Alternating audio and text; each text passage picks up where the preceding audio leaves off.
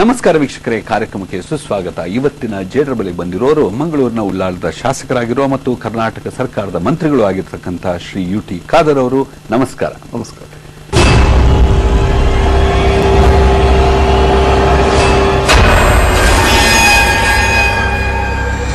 ಈಗ ಮಂಗಳೂರಿನಲ್ಲಿ ಅಥವಾ ಕರಾವಳಿಯಲ್ಲಿ ಪರಿಸ್ಥಿತಿ ಬಿಗಡಾಯಿಸಿದೆ ಅಂತ ನಿಮ್ಗೆ ಯಾವತ್ತಾದ್ರೂ ಅನಿಸಿದೆಯಾ, ಅನ್ನಿಸ್ತಾ ಇದೆಯಾ, ಅನ್ನಿಸ್ಬಹುದಾ?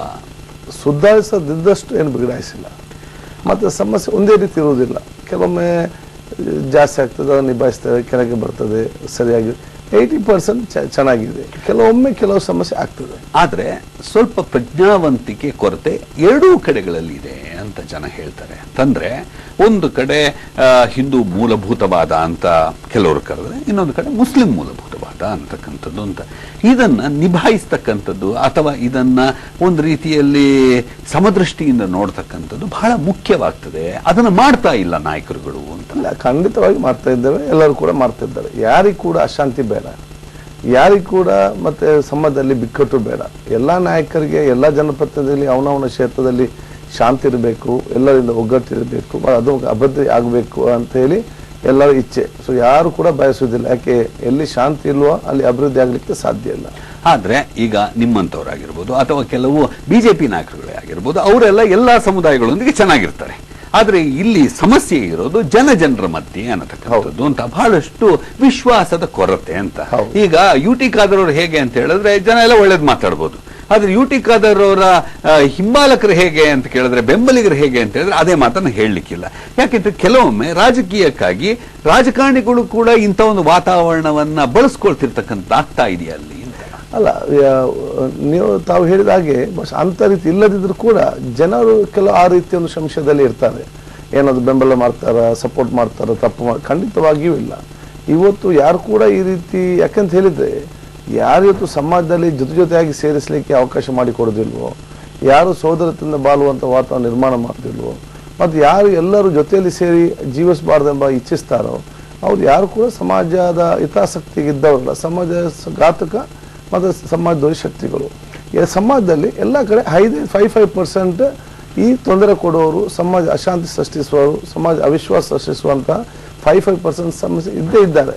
ಅವರನ್ನು ಮಟ್ಟ ಹಾಕುವಂಥ ಕೆಲಸ ಎಲ್ಲರ ಜೊತೆಗೂಡಿಕೊಂಡು ಮಾಡಬೇಕಾಗುತ್ತೆ. ಆದರೆ ಈಗ ಲವ್ ಜಿಹಾದ್ ವಿಚಾರವೇ ಆಗಿರ್ಬೋದು, ಅಥವಾ ಗೋ ಹತ್ಯೆ ವಿಚಾರವೇ ಆಗಿರ್ಬೋದು, ಅಥವಾ ಈ ಕೋಮು ಸಂಘರ್ಷಗಳೇ ಆಗಿರ್ಬೋದು, ಅಥವಾ ಬಹಳಷ್ಟು ಮೂಲಭೂತವಾದದ ಕಾರಣದಿಂದಾಗಿ ಜನ ರುಚಿಗೆಳ್ತಕ್ಕಂಥದ್ದಾಗಿರ್ಬೋದು, ಇದೆಲ್ಲ ಅವ್ಯಾಹತವಾಗಿ ನಡೀತಾ ಬಂದಿದೆ ಅಂತ. ಅದರಲ್ಲೂ ಪ್ರಮುಖವಾಗಿ ಈ ಲವ್ ಜಿಹಾದ್ನ ವಿಚಾರ ಈಗ ಅನೇಕ ಮಂದಿ ಹೇಳ್ತಾರೆ, ಆ ಮಟ್ಟದಲ್ಲಿ ಹೇಳುವಷ್ಟು ಲವ್ ಜಿಹಾದ್ ಆಗ್ತಿಲ್ಲ, ಅಥವಾ ಮುಸಲ್ಮಾನ ಹುಡುಗರು ಹಿಂದೂ ಹುಡುಗಿಯರ ಹಿಂದೆ ಹೋಗ್ತಿರ್ತಕ್ಕಂಥದ್ದಾಗಿರ್ಬೋದು, ಇಂಥದ್ದೆಲ್ಲ ಆಗ್ತಾ ಇಲ್ಲ ಅಂತ ಹೇಳ್ತಾರೆ ಅಂತ.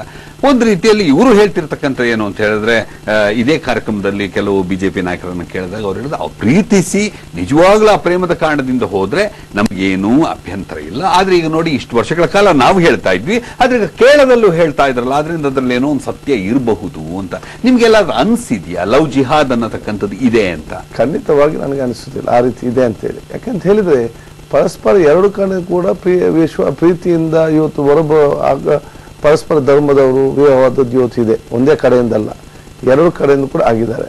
ಅದನ್ನು ಮಿಸ್ಯೂಸ್ ಮಾಡಿಕೊಂಡು ಬಹುಶಃ ಈ ರೀತಿಯಾದಂತಹ ಸ್ಪಷ್ಟವಾದ ಚಿತ್ರ ಯಾವುದು ಕೂಡ ಇಲ್ಲಿಯ ತನಕ ಇಲ್ಲ.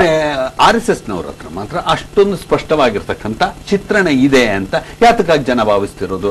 RSS ನವರು ಅಂಕಿಅಂಶವನ್ನ ನೀಡ್ತಾರೆ, ಯಾವ್ಯಾವ ಮನೆಗಳಲ್ಲಾಗಿದೆ ಅಂತ ಹೇಳ್ತಾರೆ, ಎಲ್ಲೆಲ್ಲಾಗಿದೆ ಅಂತ ಹೇಳ್ತಾರೆ, ಯಾವ್ಯಾವ ಮುಸಲ್ಮಾನ ಹುಡುಗ ಹೋಗಿ ಯಾವ್ಯಾವ ಹಿಂದೂ ಮನೆಯಲ್ಲಿ ಉಳ್ಕೊಂಡಿದ್ದಾನೆ, ಎಲ್ಲೆಲ್ಲಿ ಗಲಾಟೆ ಮಾಡಿದ್ದಾನೆ, ಯಾವ ಹಿಂದೂ ಹುಡುಗಿಯನ್ನ ಪ್ರೀತಿಸ್ಬಿಟ್ಟು ಅವಳಿಗೆ ಯಾವ ರೀತಿಯಲ್ಲಿ ಹಿಂಸೆ ಕೊಟ್ಟಿದ್ದಾನೆ, ಇದನ್ನೆಲ್ಲ ಪಟ್ಟಿ ಮಾಡಿ ಹೇಳ್ತಾರಲ್ಲ. ಅಲ್ಲ, ಪಟ್ಟಿ ಸತ್ಯ ಸುಳ್ಳು ಅಂತ ನೀವು ನೋಡಿದ್ದೀರಾ? ಪಟ್ಟಿ ನನಗೆ ಮನಸ್ಸಿದ್ರೆ, ಯಾಕೆಂತ ಹೇಳಿದ್ರೆ ಅವರಿಗೆ ಅದೇ ರೀತಿ ಟ್ರೈನಿಂಗ್ ಆಗಿ ಬಂದಿರ್ತದೆ. ಅದನ್ನು ಸುಳ್ಳನ್ನು 10 ಸಲ ಹೇಳಿದ್ರೆ ಸತ್ಯ ಆಗ್ತದೆ ಅಂತ ಹೇಳಿ ಒಂದು ವಿಚಾರ ಇದೆ. ಆ ಪಟ್ಟಿ ಕೊಟ್ಟಿದ್ದಾರೆ, ಆ ಪಟ್ಟಿ ಒಂದು ತನಿಖೆ ಆಗ್ಲಿ. ಅದ್ರಲ್ಲಿ ಏನಾದ್ರು ನಿಜ ತಪ್ಪಿದೆ ಯಾರು ಕೂಡ ಬೆಂಬಲ ಮಾಡ್ಲಿಕ್ಕೆ ಹೋಗುದಿಲ್ಲ. ಯಾಕಂದ್ರೆ ನೀವೇ ಮುಂದಕ್ಕೆ ಬಂದು ತನಿಖೆ ಮಾಡಿಸಿ ಅಲ್ಲ. ನಾವ್ ಯಾಕೆ ಅಂತ ಹೇಳಿದ್ರೆ ಅನುಮಾನದ ಒಂದು ವಾತಾವರಣ BJP ಅವ್ರದ್ದು RSS ಅವ್ರದ್ದು ಸುಳ್ಳು ಅಂತ ನೀವು ಸಾಬೀತು ಮಾಡಬಹುದು. ಇಲ್ಲ, ಯಾಕಂತ ಹೇಳಿದ್ರೆ ನಾನು ಒಂದು ಉದಾಹರಣೆ ಕೊಡ್ತೇನೆ. ಹಿಂದಿನ ಸರ್ಕಾರದ ಸಂದರ್ಭದಲ್ಲಿ ಅವರ ಪಕ್ಷದ ಉಸ್ತುವಾರಿ ಸಚಿವರಿದ್ದರು. ಬಹುಶಃ 13-14 ಹಿಂದೂ ಹುಡುಗಿಯರು ಕಾಣೆ ಆಗಿದ್ರು ಬಂಟ್ವಾಳ ಮತ್ತು ಇನ್ನೊಂದು ಪ್ರದೇಶದಿಂದ. ಕಾಣೆ ಆಗಿದೆ ಅಂತ ಹೇಳಿದ್ರೆ ಇವತ್ತು ಆಯಿತು ಲವ್ ಜಿಹಾದ್ ಅಂತ ಪ್ರಾರಂಭ ಮಾಡಿದ್ದು ಅಲ್ಲಿ ಹೋಗಿದೆ ಇಲ್ಲಿ ಹೋಗಿದೆ ಅಂತೇಳಿ ಬಂಟ್ವಾಳ ಅವ್ರದೇ ಸರ್ಕಾರ ಈ ಒಂದು ಕಾಣೆಯಾದಾಗ ಬಂಟ್ವಾಳ ಸ್ಟೇಷನ್ ಮುಂದೆ ಕೂತ್ಕೊಂಡು ಇವರ ಬಜರಂಗ ಬೇರೆ ಬೇರೆ ಸಂಘಟನೆಗಳು ಕೂತ್ಕೊಂಡು ಪ್ರತಿಭಟನೆ ಮಾಡಿ ಇದನ್ನು ತನಿಖೆ ಮಾಡಿ ಅಂತ ಹೇಳುವುದಲ್ಲ, ಇನ್ನೊಂದು ಧರ್ಮದನ್ನು ದ್ವೇಷಿಸುವಂಥದ್ದು. ಮತ್ತೆ ನಮಗೆ ತಾವು ಹೇಳಿದಾಗೆ ಕೈಯಲ್ಲಿ ಚಿತ್ರ ಇಟ್ಕೊಂಡು ಇದು ಇವರ ಕರ್ಕೊಂಡು ಹೋಗಿದ್ದಾರೆ ಹಾಗೆ ಹೋಗಿದೆ ಅಂತ ಹೇಳಿ ಬಿಂಬಿಸುವಂತ ದೊಡ್ಡ ಮಟ್ಟದ ರದ್ದಾಂತ ಆಯ್ತು. ಸತ್ಯ. ಯಾಕೆಂದ್ರೆ ಅವರು ಕೊಡ್ತಕ್ಕಂಥ ಪಟ್ಟಿ ಸುಮಾರು 10 ಒಂದು ನಿದರ್ಶನಗಳು ಇಲ್ಲಿ ಇದೇನಾಯ್ತು, ಈ 13-14 ಇದರ ಸಂದರ್ಭದಲ್ಲಿ ದೇವರೊಂದು ಪುಣ್ಯ ನೋಡಿ, ಒಂದು 15 days ಒಳಗಡೆ ಮೋಹನ್ ಅಂತ ಹೇಳಿ ಒಬ್ಬ ಅರೆಸ್ಟ್ ಆದ. ಈಸ್ ಅ ಲೆಕ್ಚರರ್ ಕಾಲೇಜಿನಲ್ಲಿ ಮೋಹನ್. ಅವನು ಈ 15 ಸೆನೈ ಕೊಟ್ಟು ಅವನಿಗೆ ಕಡೆ ಸೆನೈಡ್ ಮೋಹನ್ ಈಗ ಜೈಲಲ್ಲಿ ಇದ್ದಾನೆ. ಅದರ ವಿರುದ್ಧ ಅವನ ವಿರುದ್ಧ ಯಾವ ಕೂಡ ಪ್ರತಿಭಟನೆ ಮಾಡಲಿಲ್ಲ. ಅಲ್ಲ, ನೀವು ಪ್ರತಿಭಟನೆ ಮಾಡಬಹುದಾಗಿತ್ತಲ್ಲ.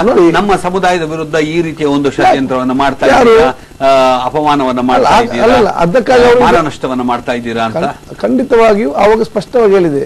ಮೊನ್ನೆ ಪ್ರತಿಭಟನೆ ಮಾಡಿದ್ದಾರೆ. ಕರ್ನಾಟಕ ಗೊತ್ತಾಗ್ಲಿಲ್ಲ ಆಗಿದೆ, ಇವತ್ತು ಜನರಿಗೆ ಲವ್ ಜಿಹಾದ್ ಬಗ್ಗೆ ಗೊತ್ತಿದೆ. ಅಲ್ಲ, ಗೊತ್ತಾಗಬೇಕಾದ್ರೂ ಕೂಡ ಯಾರು ತಮ್ಮಂತ ಮಾಧ್ಯಮ ಅದನ್ನು ಬಹಿರಂಗಪಡಿಸ್ಕೊಳ್ಳೋ ವಿಚಾರ ಇರಬೇಕು. ಇದರಲ್ಲಿ ಬರಬೇಕಾಗ್ತದೆ. ಅವ್ರಿಗೆ ಎಲ್ಲಾ ಪೇಪರ್ಲಿ ಬಂದಿದೆ. ಅದನ್ನು ಇನ್ನಷ್ಟು ಸೇರಿ ಪ್ರಚಾರ ಮಾಡಿ ಈ ರೀತಿ ಆಗ್ತದೆ ಮಾಡ್ಬೋದು ಯಾರಿಗೂ ಕೂಡ. ಅವನಿಗೆ ಸೈನೈಡ್ ಮೋಹನ್ ಅಂತ ಹೆಸರಾಯಿತು. ಅವನ ವಿಚಾರ ಏನು, ತಗೊಂಡು ಹೋಗುದು, ಅವ್ರ ಬಂಗಾರ ಎಲ್ಲ ತೆಗೆಯುವುದು, ದೇವಸ್ಥಾನಕ್ಕೆ ಹೋಗುವಾಗ ನಿಮಗೆ ಟ್ಯಾಬ್ಲೆಟ್ ಅಂತ ಕೊಡುದು, ಬಿಟ್ಟು 2 ಸುತ್ತ ಹಾಕುವುದು, ತಲೆ ತಿರುಗಿ ದೇವಸ್ಥಾನಕ್ಕೆ. ನನ್ನ ಕ್ಷೇತ್ರದೊಂದು ಪಾಪ ನಮ್ಮ ಒಂದು ಹುಡುಗಿ ಅವರು ತೀರಿ ಹೋಗಿದ್ದಾರೆ ಅಂತ ಹೇಳಿ ಬಾಡಿ ಕೊಲ್ಲೂರು ದೇವಸ್ಥಾನ ಆಯ್ತು ಅಂತ ಹೇಳಿ ಅಲ್ಲಿ ಅದನ್ನು ಊತಿದ್ರು. ನನ್ನ ಮನೆಗೆ ಅವ್ರು ಬಂದಾಗ ಅಲ್ಲಿಗೆ ಹೋಗಿ ಅದನ್ನು ತೆಗೆಸಿಕೊಂಡು, ಯಾಕೆ ಇಷ್ಟು ಬೇಗ ನಾವು ಅದನ್ನು ಬರಿ ಮಾಡಿದಂತ ಹೇಳಿಕೊಂಡು ಗಲಾಟೆ ಮಾಡಿ ಮತ್ತೆ ಅವ್ರ ಮನೆಗೆ ತಂದು ಗೌರವಪೂರ್ವಕವಾಗಿ ಅದನ್ನು ಸಂಸ್ಕಾರ ಮಾಡಿ ನಮ್ಮ ಕೇಸ್ ಸಿಕ್ಕಲಿಲ್ಲ.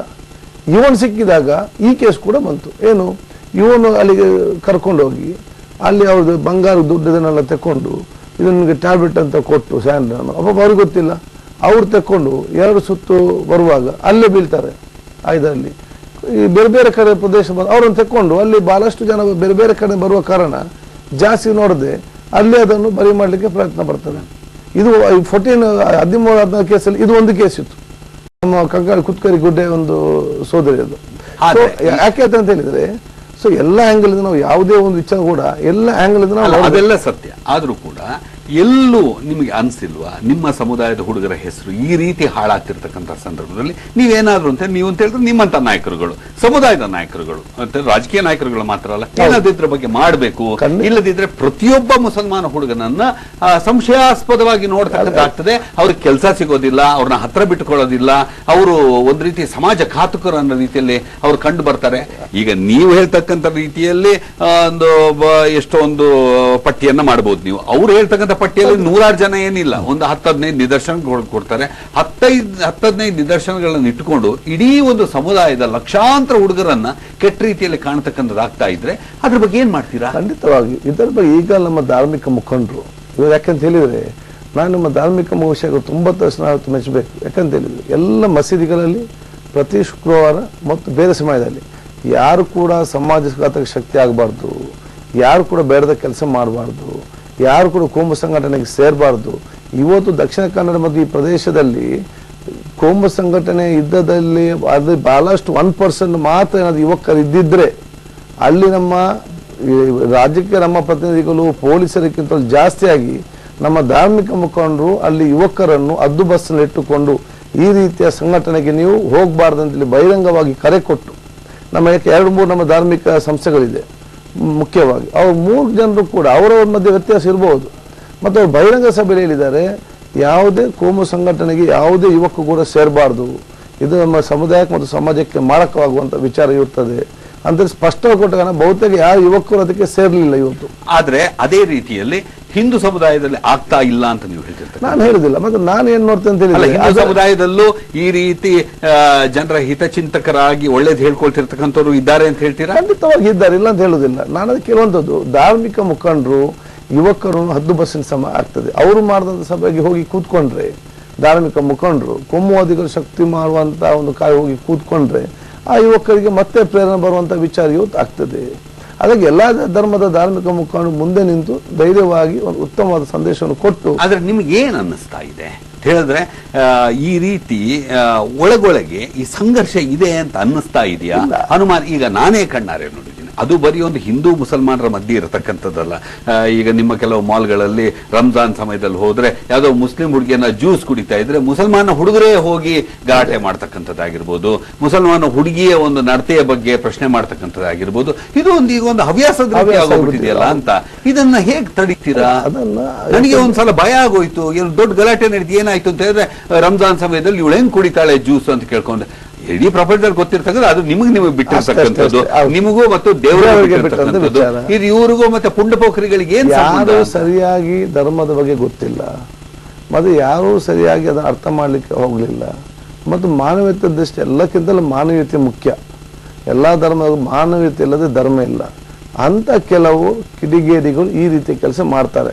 ಕುರಾನನ್ನ ಇಷ್ಟರ ತನಕ ಬೇರೆ ಬೇರೆ ರೀತಿಯಲ್ಲಿ ವ್ಯಾಖ್ಯಾನಿಸ್ತಾ ಬಂದಿದ್ದಾರಲ್ಲ, ಅವ್ರ ಬಗ್ಗೆ ಏನ್ ಹೇಳ್ತೀರಾ? ಒಂದು ಕಡೆ ನೀವು ಹೇಳ್ತೀರಾ ಇದು ಶಾಂತಿಯ ಧರ್ಮ ಅಂತ, ಇನ್ನೊಂದು ಕಡೆ ಧರ್ಮದೊಳಗೆ ಇರ್ತಕ್ಕಂಥ ಕುರಾನ್ನಲ್ಲೇ ಉಲ್ಲೇಖಿಸಿರ್ತಕ್ಕಂತಹ ಕೆಲವೊಂದು ವಿಚಾರಗಳನ್ನ ನೇರವಾಗೋ ತಿರ್ಚಿಯೋ ಹೇಳಿ ಇದರಲ್ಲಿ ಹಿಂಸೆಗೆ ಅವಕಾಶವಿದೆ, ಧರ್ಮವನ್ನು ನಂಬದಿರ್ತಕ್ಕಂಥವ್ರಿಗೆ ಯಾವ ರೀತಿಯಲ್ಲಿ ಶಿಕ್ಷಿಸಬಹುದು, ಧರ್ಮ ವಿರೋಧಿಗಳಾಗಿರ್ತಕ್ಕಂಥವ್ರು ಹೇಗೆ ತಲೆ ಕಡಿಬಹುದು, ಅದು ಮಾಡಿ ಅದನ್ನು ಹೇಳ್ಕೊಂಡು ತಿರುಗಾಡ್ತಿರ್ತಕ್ಕಂಥವ್ರು ಇದ್ದಾರಲ್ಲ.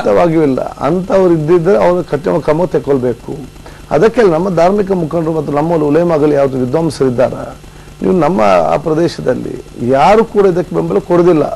ಬಹಿರಂಗ ಸಭೆಯಲ್ಲಿ ಕೂಡ ಹೇಳಿದ್ದಾರೆ, ಯಾವ ಕೂಡ ಅಂತ ಸಭೆಗೆ ಯಾರು ಕೂಡ ಹೋಗಬಾರ್ದು. ಐಸಿಸಿಗೆ ಅದಕ್ಕಾಗಿ ಸೇರ್ತಾ ಇದ್ದಾರೆ, ಕೆಲವರು ಹೇಳ್ತಾ ಇದಾರಂತೆ ಈ ಪ್ರದೇಶದಲ್ಲಿ ಇರ್ತಕ್ಕಂಥ ಇಸ್ಲಾಮೇ ಅಲ್ಲ ಅಂತ.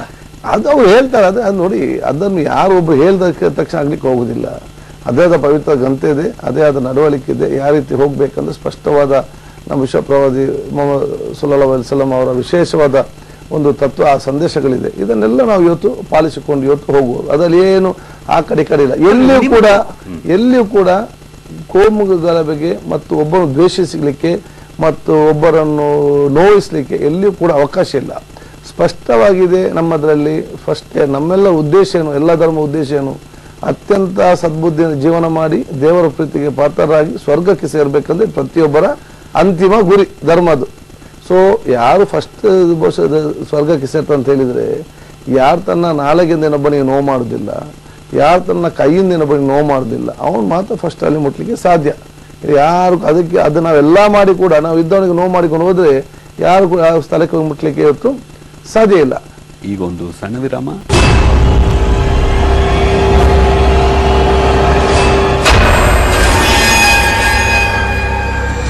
ಸೊ ಇದು ಸ್ಪಷ್ಟತೆ ಇದೆ ನಮ್ಮ ಇದರಲ್ಲಿ. ಕೆಲವರು ಯಾರು ಮಾಡ್ತಾರೆ, ಯಾಕೆಂತ ಹೇಳಿದ್ರೆ ನಾನು ಇಲ್ಲ ಅಂತ ಹೇಳೋದಿಲ್ಲ, ಎರಡೂ ಕಡೆಯೂ ಕೂಡ ಇವತ್ತು ಕೆಲವೊಂದು ಕಡೆ ಗುಟ್ಟಲ್ಲಿ ಮೀಟಿಂಗ್ ಮಾಡಿ ಹಾಗೆ ಹೀಗೆ ಅಂತೇಳಿ ಅವರನ್ನು ದ್ವೇಷಿಸುವಂತ ವಿಚಾರ ಹೇಳುದು, ಇವರನ್ನು ದ್ವೇಷಿಸುವ. ಅದಕ್ಕೆ ನಾನು ಈ ಕಡೆಯಿಂದ ನಾನು ಎಲ್ಲನೂ ಕೂಡ ಇಡೀ ಸಮುದಾಯ ಹಾಗೆ ಅಂತ ಹೇಳ್ಬಾರ್ದು, ಆ ಕಡೆ ನಾವು ಇಡೀ ಸಮುದಾಯ ಅಂತ ಹೇಳ್ಬಾರ್ದು. ಮೂಲಭೂತವಾದಿಗಳೇ ಆಗಿರ್ಬೋದು, ಕೋಮುವಾದಿಗಳೇ ಆಗಿರ್ಬೋದು, ಅಥವಾ ಕೆಲವರು ಉಗ್ರವಾದದ ಚಿಂತನೆಯನ್ನೂ ಮಾಡ್ತಿರ್ತಕ್ಕಂಥವ್ರು ನಿಮ್ಮ ಪ್ರದೇಶದಲ್ಲಿ ಇದ್ದಾರೆ ಅಂತ ನಿಮಗೆ ಅರಿವಾಗಿದೆಯಾ? ಖಂಡಿತವಾಗಿಯೂ ಕೋಮುವಾದಿಗೆ ಮತ್ತು ಒಬ್ಬರನ್ನು ದ್ವೇಷಿಸಲಿಕ್ಕೆ ಮೀಟಿಂಗ್ ಮಾಡೋರಿದ್ದಾರೆ. ಅದನ್ನು ನಾವು ತೀವ್ರವಾಗಿ ವಿರೋಧಿಸ್ತಿದ್ದೇವೆ. ನಾವು ವಿರೋಧಿಸಿದ್ರೆ ಆಗೋದಿಲ್ಲ. ನಾಯಕರುಗಳು ಮುಂದಾಳತ್ವವನ್ನು ವಹಿಸಿ ಏನಾದ್ರೂ ಒಂದು ಬದಲಾವಣೆಯನ್ನು ತರಲಿಕ್ಕೂ ಆರಂಭಿಸಬೇಕು. ಯಾಕಂದ್ರೆ ನಿಮ್ಮಂತವ್ರು ಒಂದು ರೀತಿಯಲ್ಲಿ ಮಾದರಿ ಆಗ್ಬೇಕಲ್ವಾ, ಇದು ಐಕಾನ್ಸ್ ಅಥವಾ ರೋಲ್ ಮಾಡೆಲ್ಸ್ ಆಗ್ಬೇಕಲ್ವಾ? ಖಂಡಿತವಾಗಿ. ಈಗ ಹಿಂದಕ್ಕಿಂತಲೂ ಬಹಳಷ್ಟು ಇವತ್ತು ಕಡಿಮೆ ಆಗಿ ಒಂದು ಓಪನ್ ಫ್ರೀನೆಸ್ ಇವತ್ತು ಬಂದಿದೆ. ಯಾಕಂತ ಹೇಳಿದ್ರೆ ನಾನು ಯಾವಾಗ ಇವತ್ತಿಗೂ ಕೂಡ ಹಿಂದೂ ಹುಡುಗರು ಮುಸ್ಲಿಂ ಹುಡುಗರೊಂದಿಗೆ ಸ್ನೇಹ ಬೆಳೆಸ್ತಕ್ಕಂಥದ್ದೇ ಆಗಿರ್ಬೋದು, ಇದಾಗಿರ್ಬೋದು, ಇದ್ರೂ ಕೂಡ ಅದೇನೋ ಒಂದು ಈಗ ಸ್ನೇಹ ಬೆಳೆಸಿದ್ರು ಅದೇನೋ ಒಂದು ಬಹಳ ಉಪಕಾರ ಮಾಡ್ತೀವಿ ಪರಸ್ಪರ ಅಂತಕ್ಕಂಥ ರೀತಿ ದೂರದಿಂದ ಹಾಗೆ ಕಾಣ್ತದೆ. ಒಂದು ಕಾಲದಲ್ಲಿ ಹಾಗೆ ಇರ್ಲಿಲ್ಲಲ್ಲ. ನಿಮಗೆ ಗೊತ್ತು, ಕೇರಳದಲ್ಲಿ ಹುಡುಗಿಯರು ಯಾವ ರೀತಿ ಅವರು ಎಷ್ಟೊಂದು ಸ್ವಚ್ಛಂದವಾಗಿ ಮುಸಲ್ಮಾನ ಹುಡುಗಿರು ಇರ್ತಿದ್ರು, ಮಂಗಳೂರು ಕಡೆ ಹೇಗಿದ್ದ ಬ್ಯಾರಿ ಹೆಂಗಸರು ಹೇಗಿರ್ತಿದ್ರು. ಈಗ ಸಂಪೂರ್ಣ ಬದಲಾವಣೆ ಆಗೋಗ್ಬಿಟ್ಟಿದೆ. ಹೆಂಗಸರನ್ನ ನಿಯಂತ್ರಣ ಮಾಡೋದೇ ಹಿಂದೂಗಳಿಗೂ ಅದೇ ಒಂದು ಪ್ರಮುಖವಾಗಿರ್ತಕ್ಕಂಥ ಒಂದು ಕೆಲಸ, ಹಾಗೆ ಒಂದು ಮುಸಲ್ಮಾನರಿಗೂ ಅದೇ ಒಂದು ದೊಡ್ಡ ಕೆಲಸ. ಅವರವರ ಮನೆಯನ್ನು ನಿಯಂತ್ರಣ ಮಾಡೋದಿಲ್ಲ, ಮನೆ ನಿಯಂತ್ರಣ ಶಕ್ತಿ ಇಲ್ಲ, ಮತ್ತು ಮನೆ ನಿಯಂತ್ರಣ ಮಾಡ್ಲಿಕ್ಕೆ ಅವ್ರು ಬೇರೆಯವ್ರು ಮಾಡುದು. ಅವರವರ ಮನೆಯವರನ್ನು ಮತ್ತೆ ಅವರ ಮನೆಗೆ ಬೇಕಾದಂತ ತಂದೆ ತಾಯಿ ನೋಡಿಕೊಳ್ಳುವಂತ ವ್ಯವಸ್ಥೆ ಇಲ್ಲ. ಅವ್ರು ಬೇರೆ ಅವನ ಯಾರೆಲ್ಲ ಇವತ್ತು ಸಮಾಜದ ಶಕ್ತಿಗಳು ಎರಡೂ ಕಡೆಯಿಂದ ಯಾರು ಸಿಕ್ಕಿದ್ದಾರೆ ಜೈಲಲ್ಲಿ ಎಲ್ಲ ಇದ್ರೆ ಅವನ ಮನೆ ಹಿಸ್ಟ್ರಿ ನೋಡಿ ಅಂತೆ, ಜಸ್ಟ್ ಅಪೋಸಿಟ್ ಹಿಸ್ಟ್ರಿ ಇದರಲ್ಲಿ. ಸೊ ಇವತ್ತು ಇದು ಏನಾಗಿದೆ ಅಂತ ಹೇಳಿದ್ರೆ ಇದೊಂದು ಕಸುಬುತ ವ್ಯವಹಾರ ಆಗುವಂತ ಒಂದು ಪರಿಸ್ಥಿತಿ ಇವತ್ತಾಗಿದೆ. ಮತ್ತೆ ದೂರದಿಂದ ಕಾಣುವಾಗ ಏನೋ ಇಡೀ ಜಿಲ್ಲೆ ಆ ರೀತಿ ಹತ್ತಿರ ಹೋದಾಗ ಒಬ್ಬರಿಗೊಬ್ಬರು ಬಹಳ ಪ್ರೀತಿ ವಿಶ್ವಾಸ ಇರ್ತಾರೆ, ಒಬ್ಬರಿಗೊಬ್ಬರು. ಹಿಂದೂಗಳ ಮತ್ತು ಅದೇ ನೀವು ಹೇಳ್ತಿರ್ತಕ್ಕಂಥ ರೀತಿಯಲ್ಲಿ ಹಿಂದೂಗಳ ಮತ್ತು ಮುಸಲ್ಮಾನರ ಮಧ್ಯೆ ಯಾವ ರೀತಿ ಸಂಬಂಧ ಇದೆ ಅಂತ ಹೇಳಿದ್ರೆ, ಈಗ ನಿಮಗೂ ಕೂಡ ಅನೇಕ ಮಂದಿ ಹಿಂದೂಗಳು ಕೂಡ ಮತ ಹಾಕಿರ್ತಕ್ಕಂಥ ಕಾರಣದಿಂದ ನೀವೆಲ್ಲ ಮಂತ್ರಿಗಳಾಗಿರೋದು, ಗೆದ್ದು ಬಂದಿರೋದು ಅಲ್ವಾ?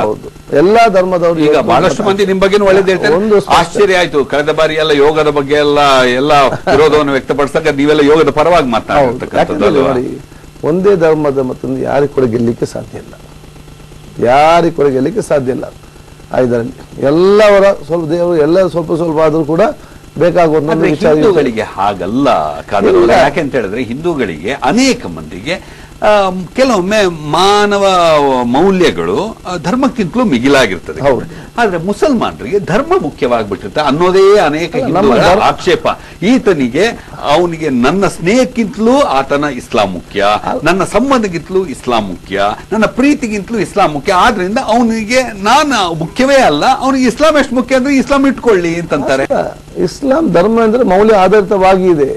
ಯಾರು ಇನ್ನೊಬ್ಬನಿಗೆ ನಾವೀಗ ನನ್ನ ಒಬ್ಬ ಮಿತ್ರನಿಗಿದ್ರೆ ಅವನು ಒಪ್ಪ ಚೆನ್ನಾಗಿ ಅವನು ಗೌರವಿಸುವುದಿಲ್ಲ, ಅವನಿಗೆ ಮಾತಾಡುದಿಲ್ಲ, ಅವನಿಗೆ ಮುಸಲ್ಮಾನ್ ಆಗಿರ್ಬೇಕು ಖಂಡಿತವಾಗಿಲ್ಲ, ಅಂತ ವಿಚಾರವೇ ಇಲ್ಲ.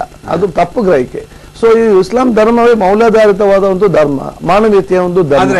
ಅಲ್ಲಾಹನನ್ನ ನಂಬದವರು ಅವರು ಮಾನವರೇ ಅಲ್ಲ ಅಂತಕ್ಕಂಥ ರೀತಿಯಲ್ಲಿ ಖಂಡಿತವಾಗಿಯೂ ಇಲ್ಲ. ಇದೀಗ ಹೊಸದಾಗಿ ಹೇಳ್ತಿರೋದು ಖಂಡಿತ. ನಾನು ಬಹಿರಂಗ ಯಾರಾದ್ರೂ ಹಿಂದೂ ಸಹೋದರನಿಗೆ ನೋವುಂಟು ಮಾಡೋದಿದ್ರೆ ಅಥವಾ ಏನಾದರೂ ಅವನಿಗೆ ಹವಳನ ಮಾಡೋದಿದ್ರೆ, ಹಿಂದೂ ದೇವರಿಗೆ ಏನಾದ್ರು ಹವಳ ಮಾಡೋದಿದ್ರೆ, ಹಿಂದೂ ದೇವಸ್ಥಾನ ಕಲ್ಲು ಬೀಸೋ ಮನೋಭಾವ ಇದ್ರೆ ಅಂತವನು ಮುಸ್ಲಿಮನೇ ಅಲ್ಲ ಅಂತ ಸ್ಪಷ್ಟವಾಗಿ ಹೇಳಿಕ್ಕೆ ಇಚ್ಛಿಸ್ತೇನೆ.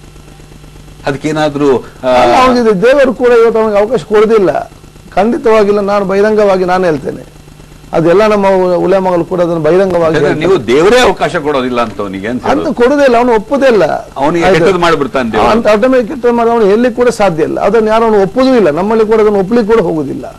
ಹಾಗಾದ್ರೆ ಈ ಒಂಥರ ಕಟ್ಟರ್ವಾದ ಇದೆಯಲ್ಲ, ಒಂದು ರೀತಿಯಲ್ಲಿ ಈಗ ಐಸಿಸ್ ಹೇಳತಕ್ಕಂಥದ್ದಾಗಿರ್ಬೋದು, ಒಂದು ರೀತಿ ಇಸ್ಲಾಮನ್ನ ಒಂದು ಅದರಲ್ಲಿರ್ತಕ್ಕಂಥ ಶಾಂತಿಯನ್ನೇ ತೆಗೆದಾಕಿ ಅತ್ಯಂತ ಕ್ರೂರವಾಗಿರ್ತಕ್ಕಂಥ ಹೇಳಿದ್ರೆ, ನಾನು ನನ್ನ ಗ್ರಂಥ ಮತ್ತು ನನ್ನ ಅಲ್ಲ ಬಿಟ್ರೆ ಬೇರೆ ಏನೂ ಇಲ್ಲತಕ್ಕಂಥ ರೀತಿಯಲ್ಲಿ ನೋಡ್ತಕ್ಕಂಥದ್ದು. ಆದ್ರಿಂದ ಜನ ಆ ಒಂದು ಮೂಲಭೂತವಾದಕ್ಕೆ ಆಕರ್ಷಿತರಾಗ್ತಾ ಇದ್ದಾರೆ, ಅದರಲ್ಲೂ ಹೆಚ್ಚಾಗಿ ಯುವಕರು ಅಂತಕ್ಕಂಥ ಒಂದು ಇದೆಯಲ್ಲ. ಯಾಕೆಂತ ಹೇಳಿದ್ರೆ ನೋಡಿ, ಎಲ್ಲ ತೀವ್ರವಾದಿಗಳು ಅದು ISIS ಇರಲಿ ಇನ್ನೊಂದಿರಲಿ ಎಲ್ಲರೂ ಕೂಡ ಇವತ್ತು ಅವ್ರಿಗೆ ಬಹುಶಃ ಆ ಹೆಸರು ಮಾತ್ರಲ್ಲದೆ ಯಾವುದೇ ಮೌಲ್ಯಾಧಾರಿತ ಇಲ್ಲ, ಅವರವರ ಸ್ವಂತ ಕುಟುಂಬದವರನ್ನು ಸ್ವಂತ ಮಕ್ಕಳನ್ನು ಇವತ್ತು ಪಾಕಿಸ್ತಾನಲ್ಲಿ ಸಣ್ಣ ಸಣ್ಣ ಮಕ್ಕಳು ಯಾವ ಧರ್ಮಕ್ಕೆ ಸೇರಿದವರು ಇನ್ನೊಂದು ಕಡೆ ನೋಡಿದಾರಾ? ಇಲ್ಲಲ್ಲ, ಅದಕ್ಕೆ ಯಾವುದು ಕೂಡ ಅದು ನೋಡೋದಿಲ್ಲ. ಅವರ ಪ್ರಕಾರವೇ ಹೋಗುವಂಥ ಒಂದು ವಿಚಾರವಾಗಿದ್ದುಕೊಂಡು ಭಯ ಭೀತಿ ಹುಟ್ಟಿಸುವಂಥ ಇವತ್ತು ಕೆಲಸ ಇವತ್ತು ಆಗುವಂಥ ಇವತ್ತು ವಿಚಾರ ಇವತ್ತು ಇರುವಂಥದ್ದು. ಸೊ ಅವರನ್ನು ಮುಸ್ಲಿಮ್ ಅಂತ ಹೇಳಲಿಕ್ಕೆ ಇವತ್ತು ಸಾಧ್ಯ ಇಲ್ಲ. ಅದನ್ನು ಯಾಕಂತ ಹೇಳಿ ಅದು ಅವರ ಹೆಸರಿಟ್ಟುಕೊಂಡು ಇವತ್ತು ಪರಿಸ್ಥಿತಿ ಇವತ್ತು ಈ ರೀತಿ ಬಂದಿದೆ. ಅದನ್ನು ಇಲ್ಲ, ಯಾಕಂದ್ರೆ ಅದು ಅವರು ನೋಡೋ ಎಲ್ಲರಿಗೂ ಒಂದು ಹೆದರಿಕೆ ಆಗುವಂಥ ಪರಿಸ್ಥಿತಿ. ನಾನು ಅದಕ್ಕೆ ಯಾವ ಉದಾಹರಣೆ ಹೇಳ್ತಾ ಇರ್ತೇನೆ. ನನ್ನಲ್ಲಿ ಒಬ್ಬ ಆತ್ಮೀಯ ಮಿತ್ರ ಇದ್ದ, ಆತ್ಮೀಯ ಮಿತ್ರ. ಅವನು ಕೈಗೆ ಇಷ್ಟೆಲ್ಲ ನೂಲೆಲ್ಲ ಕಟ್ಟಿಕೊಂಡು ಇರುವಂಥದ್ದು ಬಹಳಷ್ಟು ಉತ್ತಮ. ನನ್ನ ಬೇರೆ ಮಿತ್ರ ಎಲ್ಲ ಕೇಳಿದ್ರೆ ಹೇಳುವಂಥದ್ದು, ಎಂತ ಮಾಡಿ ಅವನು ಇಷ್ಟೆಲ್ಲ ಕಟ್ಟಿದ, ಅವನು ಡೇಂಜರ್ ಆಗಿ ಹೀಗೆ ಅಂತೇಳಿ ಅಂತ ಹೇಳುವಂಥದ್ದು. ಅದಕ್ಕೆ ನಾನು ಒಂದು ದಿವಸ ಅವನ ಹತ್ರ ಕೇಳಿದೆ, ಏನು ಮಾಡಿ ನೀನು ಇಷ್ಟು ಒಳ್ಳೆದಿದ್ಯಾ ಮಾತಾಡಲಿಕ್ಕೆ, ಇದಕ್ಕೆ ಎಲ್ಲ ಜೊತೆ ಮಿಂಗಲಾಗ್ತಿದ್ಯಾ, ಮತ್ತು ಇದೆಲ್ಲ ಯಾಕೆ ನಿನಗೆ ಇಷ್ಟು ಕೈಗೆ ನೂಲು ಕಟ್ಟಿ ಹೋಗೋದು, ಅದೇನು ವಿಚಾರ, ಸಿಂಪಲ್ ಆಗಿ ಡೀಸೆಂಟ್ ಆಗಿರ್ಲಿಕ್ಕೆ ಆಗೋದಿಲ್ಲ ಅಂತ ಕೇಳಿದ್ದೆ. ಅವನೇ ಹೇಳ್ದೆ, ಗೊತ್ತುಂಟ ನನಗೆ ನಿಮ್ಮವ್ರು ನೋಡಿ ಹೆದರಿಕೆ ಆಗ, ಅದಕ್ಕೆ ನಾನು ಕಟ್ಟುದು ಅಂತೇಳಿ. ಇವನು ನಮ್ಮವ್ರು ನೋಡಿ ಇವನು ಕೈ ಕಟ್ಟುದು, ಇವನನ್ನು ನೋಡಿ ಅವರು ಹೆದರಿಕೆ ಹಾಕುದು. ಸೊ ಪರಸ್ಪರ ಒಬ್ಬರೊಬ್ಬರ ಮೇಲೆ ಹೆದರಿಕೆಯಿಂದ ಒಂದೊಂದು ಮಾಡಿಕೊಂಡು ಹೋಗುವಂಥ ಪರಿಸ್ಥಿತಿ ಇವತ್ತು ಆಗುವಂಥ ವಿಚಾರ ಇವತ್ತು ಆಗಿದೆ. ಕೆಲವು ಕಡೆ ನಾನು ನೋಡ್ತಾ ಇದ್ದೇನೆ, ಎರಡು ಕಡೆಯಿಂದ ಒಂದು 5% ಒಂದು ಕಡೆ ಕೂತ್ಕೊಳಿಸುದು, ಅಲ್ಲಿ ಹಾಗೆ ಆಯ್ತು, ಇಲ್ಲಿಗೆ ಆಯ್ತು, ನಮಗೆ ಹಾಗೆ ಮಾಡಿದ್ದು, ಈಗ ನಮ್ಗೆ ಯಾರು ರಕ್ಷಣೆ ಇಲ್ಲ. ಕತೆ ಹೇಳತಕ್ಕಂಥದ್ದು ಈಗ ಕರಾವಳಿ ಜನರ ಒಂದು ಸಂಸ್ಕೃತಿಯ ಒಂದು ಭಾಗ ಅಲ್ವಾ, ನಿಮ್ಮ ಯಕ್ಷಗಾನ ಆಗಿರ್ಬೋದು ಬೇರೆ. ಆದ್ರೆ ಈಗ ಈ ಕತೆ ಹೇಳ್ತಕ್ಕಂಥದ್ದು ಸ್ವಲ್ಪ ಜಾಸ್ತಿ ಆಗ್ಬಿಟ್ಟು ಬೇರೆ ಬೇರೆ ಕಟ್ಟುಕತೆಗಳನ್ನ ಕಟ್ಟಿಕೊಂಡು ಪರಸ್ಪರ ದ್ವೇಷಿಸ್ತಕ್ಕಂಥದ್ದು ಆಗ್ತಾ ಇದೆ. ಈ ಕತೆ ಯಾವ್ಯಾವ ಪ್ರದೇಶಗಳ ಕರ್ನಾಟಕದಲ್ಲಿ ಹೇಳೋದಿಲ್ಲ, ಅಲ್ಲೆಲ್ಲ ಜನ ಬಹಳ ಶಾಂತಿಯಿಂದಿದ್ದಾರೆ. ಸ್ವಲ್ಪ ವಿಪರೀತವಾಗಿ ರೋಚಕವಾಗಿ ಅವನು ಬರೀ ಒಂದು ಹುಡುಗಿ ನೋಡ್ಬಿಟ್ಟು ಅತ್ಯಾಚಾರವನ್ನೇ ಮಾಡ್ಬಿಟ್ನೇನೋ ಹೇಳ್ತಕ್ಕಂಥದ್ದು. ಇಲ್ಲದೇ ಇಲ್ಲ, ಎರಡು ಕಡೆಯಿಂದ 5% ಇದ್ದೇ ಇದ್ದಾರೆ. ಅದು ಒಳ್ಳೆಯ ಉತ್ತಮ, ಬಹಳಷ್ಟು ಉತ್ತಮವಾಗಿ ಒಬ್ಬರೊಬ್ಬರು ಬಿಟ್ಟು ಅಲ್ಲಿ ಇವತ್ತು ಹಿಂದೂ ಮುಸ್ಲಿಂ ಕ್ರಿಶ್ಚಿಯನ್ಸ್ ಈ ಮೂರು ಪರಸ್ಪರ ಪ್ರತಿಯೊಬ್ಬನ ಜೀವನದಲ್ಲಿ ಕೂಡ ಒಂದಲ್ಲ ಒಂದು ರೀತಿಯಿಂದ ಒಂದಲ್ಲ ಒಂದು ರೀತಿ ಸಂಬಂಧ ಇದ್ದುಕೊಂಡೇ ಅವರ ವ್ಯಾಪಾರವನ್ನೆಲ್ಲ ಸಾಧ್ಯಲ್ಲ ಕಾದರವ್ರೆ. ಎಲ್ಲಿ ಮುಸಲ್ಮಾನರು ಹೆಚ್ಚಿನ ಸಂಖ್ಯೆಯಲ್ಲಿ ಆಗಿಬಿಡ್ತಾರೋ ಅಲ್ಲಿ ನಮ್ಮ ಧರ್ಮದ ಪ್ರಕಾರ ನಿಯಮಾವಳಿಗಳು ಇರಬೇಕು ಅಂತಕ್ಕಂಥ ಒಂದು ಆಗ್ರಹವನ್ನು ಮಾಡ್ತಾರೆ. ನಾವು ಈ ರೀತಿಯಲ್ಲಿ ನಾವು ಯೂನಿಫಾರ್ಮ್ ಹಾಕೋದಿಲ್ಲ, ನಾವು ಈ ರೀತಿ ವಂದೇ ಮಾತರಂ ಹಾಡೋದಿಲ್ಲ, ನಾವು ಈ ರೀತಿ ಏನು ಯಾವುದೋ ಒಂದು ಇನ್ನೊಂದನ್ನು ಗೌರವಿಸೋದಿಲ್ಲ, ನಾವು ಈ ರೀತಿ ಆ ಸಂಸ್ಕೃತಿಗೆ ನಾವು ಮನ್ನಣೆ ಕೊಡೋದಿಲ್ಲ, ಈ ರೀತಿ ಮಾಡ್ತಾರೆ ಅಂತಕ್ಕಂಥ ಇಲ್ಲಿ ಮಾತ್ರ ಅಲ್ಲ, ನಿಮಗೆ ಗೊತ್ತಿರತಕ್ಕಂಥ ರೀತಿಯಲ್ಲಿ ಈಗ ಫ್ರಾನ್ಸ್ನಲ್ಲೂ ಹೇಳ್ತಾ ಇದ್ರೆ, ಜರ್ಮನಿಯಲ್ಲೂ ಹೇಳ್ತಾ ಇದ್ರೆ, ಇಂಗ್ಲೆಂಡಲ್ಲೂ ಹೇಳ್ತಾ ಇದ್ರೆ, ಅಮೆರಿಕಾದಲ್ಲೂ ಹೇಳ್ತಾ ಇದ್ರೆ. ಬರೀ ಇಂಡಿಯಾದಲ್ಲಿ ಮಾತ್ರ ಹಿಂದೂಗಳು ಮಾತ್ರ ಹೇಳ್ತಾ ಇದ್ದಿದ್ರೆ ನೀವು ಹೇಳ್ಬೋದಾಗಿತ್ತು ಇಲ್ಲಿನ ಜನರಿಗೆ ಏನಪ್ಪಾ RSS ನ ಪ್ರಭಾವ ಅಂತ. ಆದ್ರೆ ಈ ರೀತಿ ವಿಶ್ವದಾದ್ಯಂತ ಯಾತಕ್ಕಾಗಿ ಮುಸಲ್ಮಾನರ ಬಗ್ಗೆ ಭಾವನೆ ಬಂದಿರೋದು? ಅವರು ಸ್ವಲ್ಪ 30% ದಾಟಿದಾಗ ಅವರ ನಡವಳಿಕೆಯೇ ಬದಲಾಗ್ಬಿಡ್ತದೆ ಅಂತ. ಖಂಡಿತ ಬೇರೆ ದೇಶ ನಮ್ಗೆ ವಿಚಾರ ಅಷ್ಟೇ ಗೊತ್ತಿಲ್ಲ. ಅದು ನಾನು ಹೀಗೆ ಹೇಳಿದಾಗ ಒಂದು 5% ಇಲ್ಲ ಅಂತ ನಾನು ಹೇಳುದು ಎಲ್ಲ ಕಡೆ. ಅವರಿಗೆ ನೀವು ಯಾತಕ್ಕಾಗಿ ಮನ್ನಣೆ ಕೊಡ್ತೀರಾ? ಇವತ್ತಿಗೆ ಸತ್ಯ ಇಡೀ ಪ್ರಪಂಚದಲ್ಲಿ ಹೇಳ್ತಾರೆ ಮೂಲಭೂತವಾದಿಗಳ ಸಂಖ್ಯೆ ಇಸ್ಲಾಂನಲ್ಲಿ ಬರೀ ಒಂದು 5-7% ಮಾತ್ರ ಇರೋದು ಅಂತ, ಶೇಕಡ ಅಂತ. ಆದ್ರೂ ಕೂಡ ಬೇರೆಯವರು ಬಾಯಿ ಮುಚ್ಕೊಂಡಿರೋ ಕಾರಣದಿಂದಾಗಿ ಅವರೇ ದೊಡ್ಡವರಾಗಿ ಕಾಣ್ತಾರೆ. ಖಂಡಿತವಾಗಿಯೂ ಇಲ್ಲ, ಅವ್ರಿಗೆ ಯಾರು ಮನ್ನಣೆ ಕೊಡುದಿಲ್ಲ, ಕೊಡುದಿಲ್ಲ. ಸಮಾಜದಲ್ಲಿ ಎಲ್ಲರೂ ಕೂಡ ಅವರು ದೂರ ಇಡುವಂತ ಕೆಲಸ ಇವತ್ತು ಮಾಡಿದ್ದಾರೆ. ಆದ್ರೆ ಚುನಾವಣೆ ಬಂದಾಗ ಇವರಿಗೆ ಇವರ ಜೊತೆ ಕೈ ಜೋಡಿಸಿಕೊಂಡು ಯಾರ್ದಂತ ಹೇಳಿದರೆ ಇವರೇ ಯಾರು ಈಗ ಅಪೋಸಿಟ್ ಇದ್ದಾರ ಇವರಿಬ್ಬರಿಗೂ ಒಂದಾಗುದು ಮತ್ತೆ ಕಾಂಗ್ರೆಸ್ಗೆ ಬೈಯುವುದು. ರಾಜಕೀಯವಾಗಿ ಇವತ್ತು ತೆಕ್ಕೊಂಡು ಹೋಗುವಂತ ವಿಚಾರ. ನನ್ನ ವಿರುದ್ಧ ML ಎಲೆಕ್ಷನ್ ಅಲ್ಲಿ 9 ಜನ ಅಪೋಸಿಟ್ ಕ್ಯಾಂಡಿಡೇಟ್, 9. ಆದ್ರೆ ಒಬ್ಬರು ಮಾತ್ರ ಇವತ್ತು ಬಿಜೆಪಿಗೆ, ಬೇರೆ 8 ಮೈನಾರಿಟಿ ಕ್ಯಾಂಡಿಡೇಟ್. ಯಾರಿಗೆ 8 ಜನ ಕೂಡ ಈ ಬಿಜೆಪಿ ಕ್ಯಾಂಡಿಡೇಟ್ಗೆ ಸಹಕಾರ ಕೊಡ್ಬೇಕಂತ ಇಲ್ಲಿ ಇವತ್ತು ನಿಂತ ಹೇಳೋದು. ಇವರು ಕೂಡ ಅವ್ರ ಜೊತೆ ಇಲೆಕ್ಷನ್ ಟೈಮ್ ನೋಡಿ, ಇಲ್ಲ ಇವರ ಸಮಾಜದ ಶಕ್ತಿಗಳಂತೇಳಿ ನಾವು ಇವರನ್ನು ಹತ್ತೆ ಬಿಡ್ಲಿಕ್ಕೆ ಹೋಗುದಿಲ್ಲ. ಏನು ಹೆಚ್ಚು ಕಮ್ಮಿ ಮಾಡಿದ್ರು ಕೂಡ ನಾವು ಸಪೋರ್ಟ್ ಮಾಡ್ಲಿಕ್ಕೆ ಹೋಗುದಿಲ್ಲ, ಆಯ್ತಾ. ಇವರಿಗೆ ಮತ್ತು ಪಾಪ ಇನ್ನೊಂದು ಕಡೆ ಇಬ್ಬರಿಗೆ ಗಲಾಟೆ ಆಗಿರ್ತದೆ, ಒಂದು ಕಡೆ ಈ ಕಡೆ ಇರ್ತದೆ. ಚುನಾವಣೆ ಬರುವಾಗ ಇನ್ನೊಂದು ಪಕ್ಷ ಯಾರನ್ನ ಹೆಸರಿಲಿಕ್ಕೆ ಹೋಗುದಿಲ್ಲ, ಮುಖಂಡರು ಈ ಕೇಸ್ ದೇವಕ ಹತ್ರ ಹೋಗಿ ನಿಮ್ಮ ಕೇಸನ್ನು ನಾವು ತೆಗಿಸ್ತೇವೆ, ಅವ್ರ ಜೊತೆ ನಾವು ಕಾಂಪ್ರಮೈಸ್, ನಾವು ಹೇಳಿದಾಗಿದ್ದಾರೆ, ನಾವು ಕಾಂಪ್ರಮೈಸ್ ಮಾಡುವ, ನಿಮಗೆ ವಿಡ್ರಾ ಮಾಡಿಕೊಡಿ. ಪಾಪ ಈ ಯುವಕರಿಗೆ ಗೊತ್ತಿಲ್ಲ, ನೀವು ಸತ್ಯ ಹೇಳ್ದಂತ ಹೇಳಿ ಇವರು ಹೋಗಿ ವಿರುದ್ಧ ನಿಲ್ಲಿ ಒಂದು ನೋಡಿಸಿ ಅದರ ವಿರೋಧಕ್ಕೆ ಪ್ರಚಾರ ಮಾಡಿಕೊಂಡು ಅದು ಜಿಲ್ಲಾ, ಯಾಕೆ ನೀವು ಟೇಕ್ ಹಿಸ್ಟ್ರಿ, ಜಿಲ್ಲಾ ಪಂಚಾಯತ್, ತಾಲೂಕು ಪಂಚಾಯತ್, ಶಾಸಕರು, MP ಚುನಾವಣೆಯಲ್ಲಿ ಕೂಡ ಈ ರೀತಿ ನಮಗೆ ಪ್ರತಿಯೊಂದು ಇಬ್ಬರು ಎಲ್ಲರಿಗೂ ಕೂಡ ಗೊತ್ತಿರೋ ವಿಚಾರ. ನನ್ನ ಕ್ಷೇತ್ರದಲ್ಲಿ ಬಹುಶಃ ಈ ಸಲ ಇದಾದ ಕಾರಣ ನನಗೆ ಎಲ್ಲ ಧರ್ಮದವರು ಒಟ್ಟಾಗಿ 30,000 ಇವತ್ತು ಲೀಡ್ ಬರೋದ ವಿಚಾರ ಇವತ್ತು ಆಯ್ತು. ಈಗ ಒಂದು ಸಣ್ಣ ವಿರಾಮ.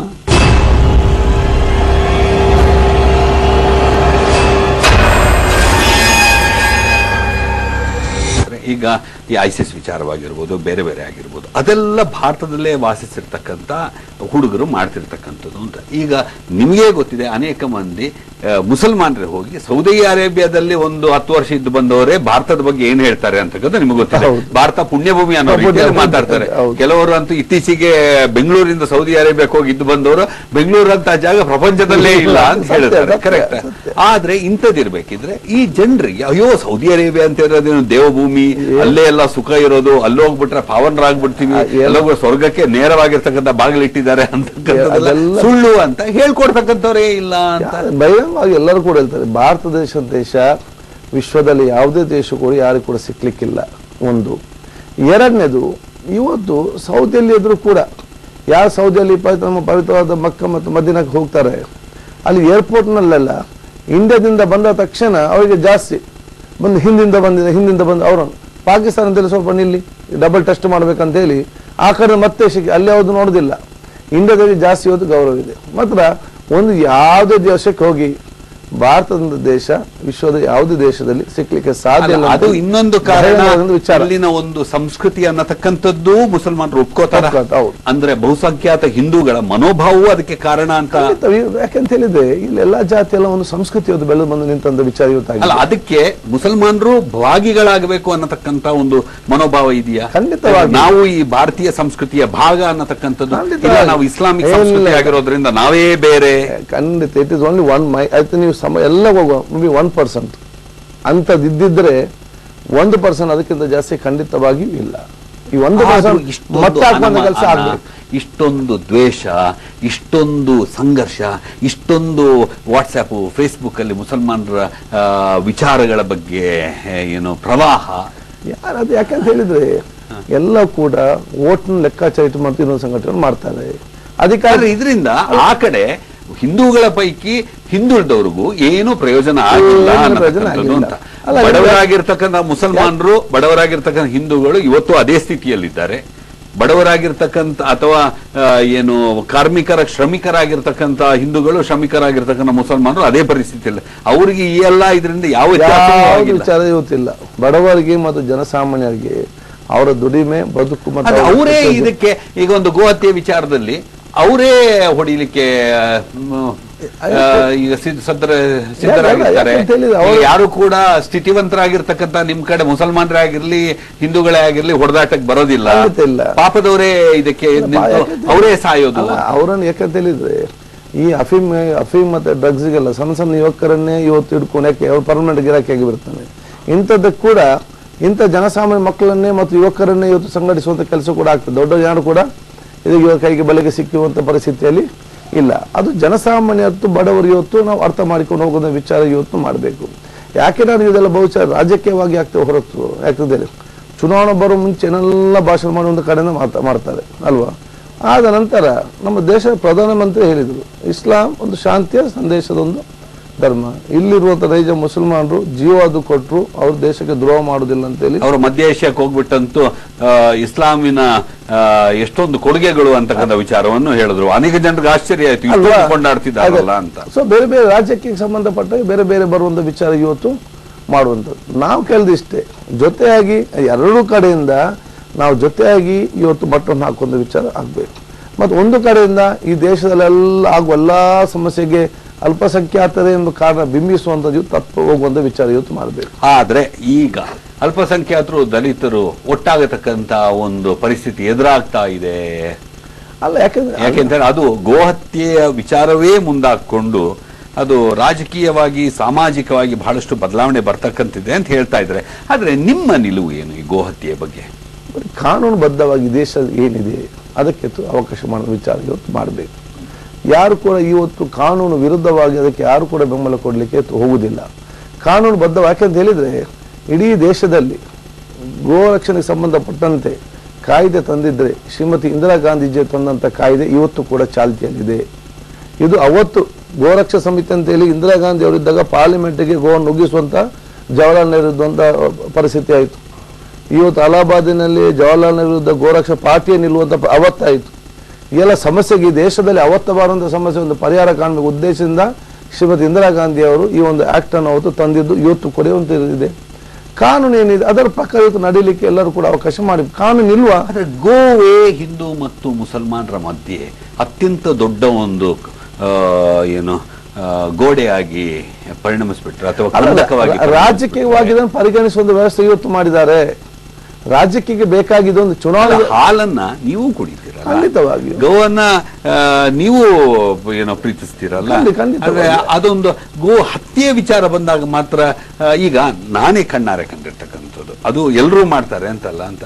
ಈಗ ಒಂದು ಹಿಂದೂಗಳಿರ್ತಕ್ಕಂಥ ಒಂದು ಪ್ರದೇಶ, ಅಲ್ಲೇ ಕೆಲವು ಮುಸಲ್ಮಾನರು ಕೂಡ ಬಕ್ರೀದ್ನ ಸಂದರ್ಭದಲ್ಲಿ ಆಗಿರ್ಬೋದು ಹಸುವನ್ನು ಅಥವಾ ಯಾವುದೋ ಒಂದು ಗೋಜಾತಿಯ ಇನ್ನೊಂದು ಪ್ರಾಣಿಯನ್ನ ಕೊಲ್ಲತಕ್ಕಂಥದ್ದು, ಅದರ ರಕ್ತ ರಸ್ತೆಯಲ್ಲಿ ಹರಿತಕ್ಕಂಥದ್ದು, ಇದು ನಿಜವಾಗ್ಲೂ ಅಷ್ಟೊಂದು ತಿನ್ನಬೇಕು ಅನ್ನತಕ್ಕಂಥದ್ದು ಬೇರೆಯವರ ಮನಸ್ಸಿಗೆ ನೋವು ಮಾಡಿಕೊಂಡು ಅವರಿಗೆ ಇರುಸು ಮುರುಸುಂಟು ಮಾಡಿಕೊಂಡು ನಾವು ತಿನ್ನಬೇಕು ಅನ್ನತಕ್ಕಂಥದ್ದು ಬರ. ಅದೇ ರೀತಿಯಲ್ಲಿ ಹಿಂದೂಗಳು ಕೂಡ ಕೆಲವೊಂದನ್ನ ಈಗ ಮುಸಲ್ಮಾನರಿಗೆ ಬೇಸರ ಮಾಡಿಕೊಂಡು ಅವರು ಏನಾದ್ರು ಒಂದು ಅಪಮಾನ ಮಾಡ್ತಕ್ಕಂಥ ರೀತಿಯಲ್ಲಿ ನಡ್ಕೋಬೇಕು ಅಂತ ಏನಾದ್ರು ಆ ರೀತಿ ಯಾರಿಗೂ ನಡ್ಕೊಳ್ಳೋದಿಲ್ಲ. 5% ಮಾತ್ರ ಹೇಳಿದ್ದೇನೆ. ಯಾಕಂತ ಹೇಳಿದ್ರೆ ಹಿಂದಿಂದಲೂ ಬಂದಂತ ಸಂಸ್ಕೃತಿ ಧಾರ್ಮಿಕವಾಗಿ ಕೆಲವೊಂದು ವಿಚಾರಗಳು ಇವತ್ತು ಬಂದಂತ ಪರಿಸ್ಥಿತಿ ಇದೆ. ಇವತ್ತು ಇಸ್ಲಾಂ ಧರ್ಮದಲ್ಲಿ ಕುರ್ಬಾನ್ ಧರ್ಮದಲ್ಲಿ ಕೊಡುವಂಥ ತ್ಯಾಗ, ಅದು ಒಂದು ಆ ಗೋ ಆಡನ್ನು ಕೊಡ್ಬೋದು ಅಥವಾ ಬಡವರು ಇದನ್ನು ಕೊಡೋದು ಪರಿಪಾಠವಾಗಿ ಹಿಂದೆಯಿಂದ ಬಂದಂಥದ್ದು. ಅದೇ ರೀತಿ ಬೇರೆ ದೇವಸ್ಥಾನಕ್ಕೆ ಕೂಡ ಇವತ್ತು ಪ್ರಾಣಿಗಳನ್ನು ಹರಕೆ ಕೊಡುವಂಥ ವಿಚಾರಗಳು ಕೂಡ ಇವತ್ತಿದೆ.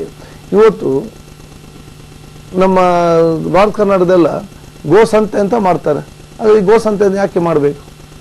ಇವತ್ತು ಸ್ಪಷ್ಟವಾಗಿ ಹಿಂದಿಂದ ಬಂದ ವಿಚಾರ ಏನಂತ ಹೇಳಿದ್ರೆ, ಇವತ್ತು ನನ್ನ ಹತ್ರ ಬಹುಶಃ ಒಂದು ರೈತನ ಹತ್ರ ಒಂದು ಗೋಗಳನ್ನೋದು ಇದ್ದಿದ್ರೆ ಅವನು ಅದನ್ನು ಬೆಸ್ಟ್ ವ್ಯಾಲ್ಯೂಸ್ ಕೊಡೋ ತನಕ, ಅದು ಗದ್ದೆಯಲ್ಲಿ ಉಳ್ಳೋ ತನಕ ಅದನ್ನು ಇಟ್ಕೊಳ್ತಾನೆ. ತದನಂತರ ಅದನ್ನು ಸಾಕ್ಲಿಕ್ಕೆ ಅವನಿಗೆ ಸಾಧ್ಯವಾಗುವುದಿಲ್ಲ. ಅವನು ಕಣ್ಣೆದುರು ಸಾಯಲಿಕ್ಕೆ ಅವನಿಗೆ ಮನಸ್ಸು ಕೂಡ ಬರುವುದಿಲ್ಲ. ಯಾರಿಗಾದರೂ ವ್ಯಾಪಾರಸ್ಥನಿಗೆ ಅದನ್ನು ಕೊಡ್ತಾನೆ. ಅವನು 10,000 ರೂಪಾಯಿಗೆ ಕೊಟ್ಟರೆ ತಗೊಂಡೋಗಿ ಅವನು ಅದರಲ್ಲಿ 20,000 ವ್ಯಾಪಾರ ಮಾಡೋ ರೀತಿಯಲ್ಲಿ ಮಾಡ್ತಾನೆ. ಎಲ್ಲ ಜಾತಿಯ ಬಡವರು ಯಾರಿದ್ದಾರೆ ಅವರಿಗೆ ಬಹುಶಃ ಇವತ್ತು ಅವ್ರಿಗೆ ಆಹಾರಕ್ಕೆ ಸಂಬಂಧಪಟ್ಟಂತೆ ಬಡವರು ಇದು ತಿನ್ನುವಂಥ ಒಂದು ಆಹಾರ ಪದ್ಧತಿ ಹಿಂದಿಂದಲೂ ಬಂದಂಥ ಒಂದು ವಿಚಾರ. ಇವತ್ತು ಇದನ್ನೆಲ್ಲ ಕೂಡ ಇದಕ್ಕೆ ಯಾಕೆಂದ್ರೆ ಕಾನೂನು ವಿರುದ್ಧ ಇವತ್ತು ದೇಶದಲ್ಲಿ ಕಾನೂನು ತರಲಿ ಅಲ್ಲ. ಇಂದಿರಾ ಗಾಂಧಿ ಅವರ ಸಮಸ್ಯೆ ಇದ್ದಾಗ ಒಂದು ಕಾನೂನು ತಂದಿತ್ತು. ಈಗ ಅವರದೇ ಆದ ಒಂದು ಇವತ್ತು ಈ ಎಲ್ಲ ವಿಚಾರ ಇಟ್ಟು ಅಧಿಕಾರಕ್ಕೆ ಬಂದವರು ಇವತ್ತು ಕೂತ್ಕೊಂಡಿದ್ದಾರಲ್ಲ, ಈ ದೇಶದ ಕಾನೂನು ತಂದು ಬಿಡ್ಲಿ, ಯಾರು ಬೇಡ ಅಂತ ಹೇಳ್ತಾರೆ? ಎಲ್ಲ ನಾವು ಪಾಲಿಸ್ತೇವೆ. ಕೇರಳ ಚುನಾವಣೆ ಬರುವಾಗ ಹೇಳುದು ಅದು ನಮ್ಮ ವ್ಯಕ್ತಿ, ಅದು ಬೇಕಾದ್ರೆ ತಿನ್ಬಹುದು ಎಂದು ಕೇರಳದಲ್ಲಿ ಅವ್ರಿಗೆ ಬರ್ಬೇಕಂತ ಹೇಳಿ. ಇನ್ನೊಂದು ಚುನಾವಣೆ ಬರುವ ಅದು ಬಿಡಬಾರ್ದು.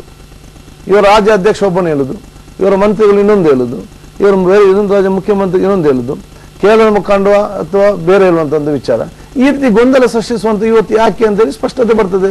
ಇವತ್ತು ಕೇಂದ್ರದಲ್ಲಿ ಇವತ್ತು ಕಾನೂನು ತರಲಿ, ಎಲ್ಲರೂ ಕೂಡ ಈ ದೇಶ ಸಂವಿಧಾನ ಮತ್ತು ಇದರ ಪ್ರಜಾಪ್ರಭುತ್ವ ಪ್ರಕಾರ ಅದನ್ನು ಎಪ್ಪಿ ನಾವೆಲ್ಲರೂ ಕೂಡ ಗೌರವಿಸುವಂತ ಕೆಲಸ ಎಲ್ಲರೂ ಕೂಡ ಮಾಡ್ತಾರೆ.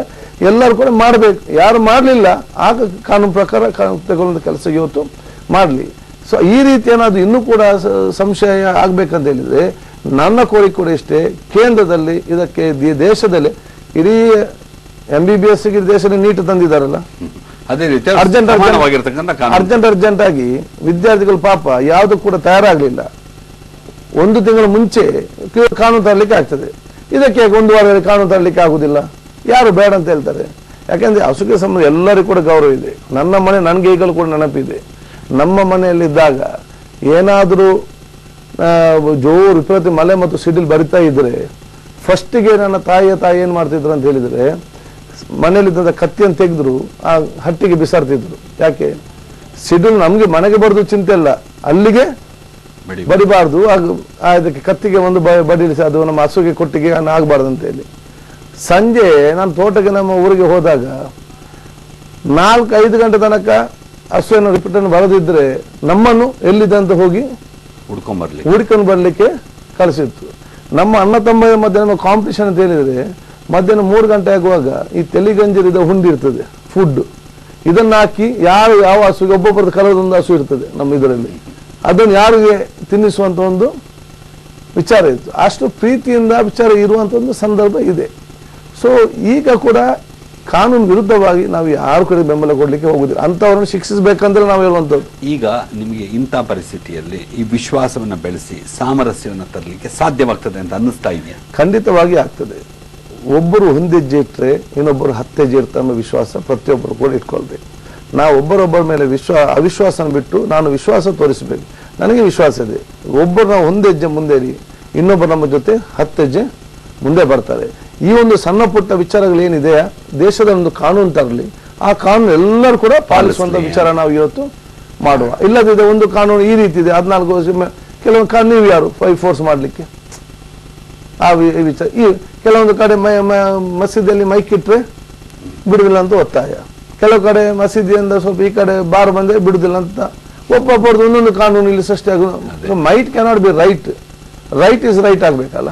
ಹೌದು. ಆ ವಿಚಾರಕ್ಕೆ ಸಂಬಂಧಪಟ್ಟ ಹಾಗೆ ಇಂಥದ್ದಲ್ಲಿ ನೋಡಿ ಇವತ್ತು ಏನೆಲ್ಲ ಆಯ್ತು ಇವತ್ತು ನಿಮ್ಗೆ ಇವತ್ತು ಗೊತ್ತಿದೆ. ಸಣ್ಣ ಪುಟ್ಟ ವಿಚಾರ ಸಂಬಂಧಪಟ್ಟ ಹಾಗೆ ನಿನ್ನೆ ಪ್ರವೀಣ್ ಪೂಜಾರಿ ಎಂಬವನು ಇವತ್ತು ಹಲ್ಲೆಗಂಡು ಒಂದು ವಿಚಾರ ಆಯಿತು, ಯಾವುದೇ ಅಗತ್ಯ ಇಲ್ಲ. ಇನ್ನೊಂದು ಮಡಿಕೇರಿಯಲ್ಲಿ ಟಿಪ್ಪು ಸುಲ್ತಾನ್ ಗಲಾಟೆ ಆದದ್ದು ಅಲ್ವಾ, ಮಂಗಳೂರಲ್ಲಿ ಬಂದು ಹರೀಶ್ ಪೂಜಾರಿ ಎಂಬವನಿಗೆ ಚಾಕುವಾಗಿ ಸಾಯಿಸ, ಯಾಕೆ ತಪ್ಪಿ ಮುಸ್ಲಿಮ್ಸ್ ಅಂತೇಳಿ. ಅದೇ ರೀತಿ ನನ್ನ ಕಾನ್ಸ್ಟಿಟ್ಯೂನ್ಸಿಯಲ್ಲಿ ಮಗುವೀರ ಸಮಾಜದ ಒಬ್ಬ ರಾಜು ಅಂತ ಹೇಳಿ ಅವನು ಬೆಳಿಗ್ಗೆ ನಡ್ಕೊಂಡು ಹೋಗ್ತಾನೆ, ಅವನಷ್ಟಕ್ಕೆ 4 ಯುವಕರು ಬಂದು ಒಬ್ಬ ಅವನನ್ನು ಕೊಲ್ತಾನೆ. ಇನ್ನೊಂದು ಕಡೆ ಸಫನ್ ಅಂತ ಅವನು ನಿಲ್ತಾನೆ, ಅವನು ಯಾವುದೊಂದು ಕಾರಣ ಇಲ್ಲದೆ ಇವತ್ತು ಒಬ್ಬರೊಬ್ಬರ ಜೀವತೆ, ನಮ್ಮ ಜೀವ ನಮ್ಗೆ ತೆಗಿಲಿಕ್ಕೆ ಯಾವ ಧರ್ಮದಲ್ಲಿ ಕೂಡ ಇಲ್ಲ. ನನ್ನ ಜೀವವನ್ನು ಯಾಕೆ ನನ್ನ ಜೀವ ದೇವರು ಕೊಟ್ಟು ನಮ್ಗೆ ಅಧಿಕಾರ ಇಲ್ಲ. ನಾವು ಯಾರ್ಯಾರ ಜೀವವನ್ನು ಯಾವುದೇ ಕಾರಣ ಇಲ್ಲದೆ ಇವತ್ತು ತೆಗೆಯುವಂಥ ಪರಿಸ್ಥಿತಿಯನ್ನು ನಿಂತಿದೆ. ಅವ್ರಿಗೆ ಯಾರು ಕೂಡ ಸಪೋರ್ಟ್ ಮಾಡಬಾರ್ದು, 2 ಕಡೆಯಿಂದಲೂ ಕೂಡ ಸಪೋರ್ಟ್ ಆಗಬಾರ್ದು. ಆಗ ಮಾತ್ರ ಒಂದು ಸ್ಪಷ್ಟತೆ ಬರಲಿಕ್ಕೆ ಸಾಧ್ಯವಾಗ್ತದೆ. ಖಾದರ್ ಅವರೇ, ಕಾರ್ಯಕ್ರಮದಲ್ಲಿ ಭಾಗವಹಿಸಿ ನಿಮ್ಮ ವಿಚಾರಗಳನ್ನು ಸ್ಪಷ್ಟವಾಗಿ ವ್ಯಕ್ತಪಡಿಸಿದ್ದೀರಾ. ಕಾರ್ಯಕ್ರಮಕ್ಕೆ ಬಂದಿರೋದಕ್ಕೆ ಧನ್ಯವಾದಗಳು. Thank you. ವೀಕ್ಷಕರೇ, ತಮಗೂ ಧನ್ಯವಾದಗಳು.